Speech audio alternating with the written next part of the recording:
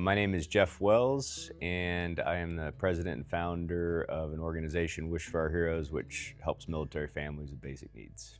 So I joined the Army in 2001. I went to the University of Florida on an ROTC scholarship, and the Army paid for my college. And then, obviously, when I graduated, I commissioned as an officer in the U.S. Army. And from there, I served for 8 years.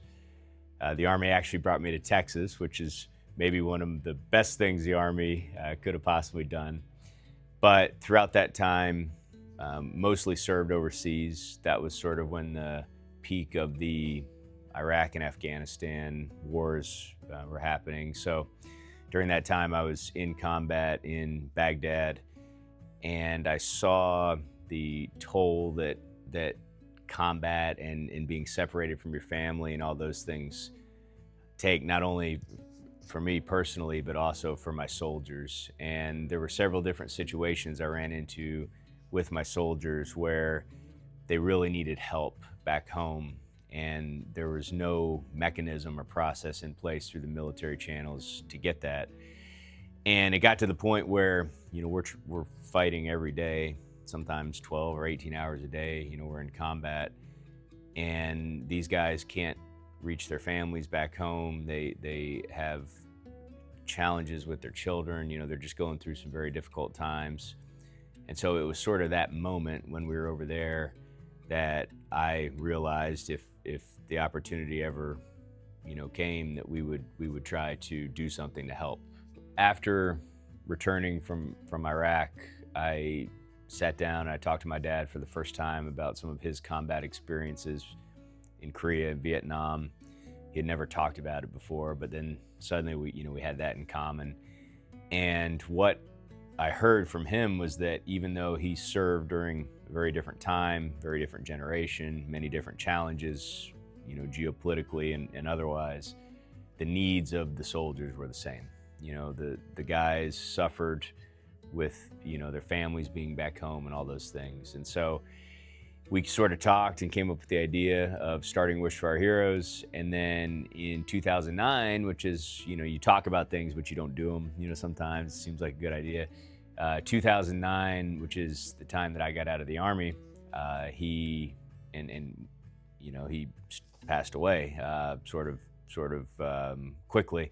In April 27th of 2009, he passed. And so right then and there, we made the decision to start Wish for Our Heroes in his honor. And so that's how it all sort of got going. But he was and is the inspiration behind it. But really it traces back to, being in combat, serving alongside those incredible soldiers that I had a chance to serve with, and then understanding what was happening back home and the challenges that they were facing, which are not unlike the challenges that our soldiers are facing today.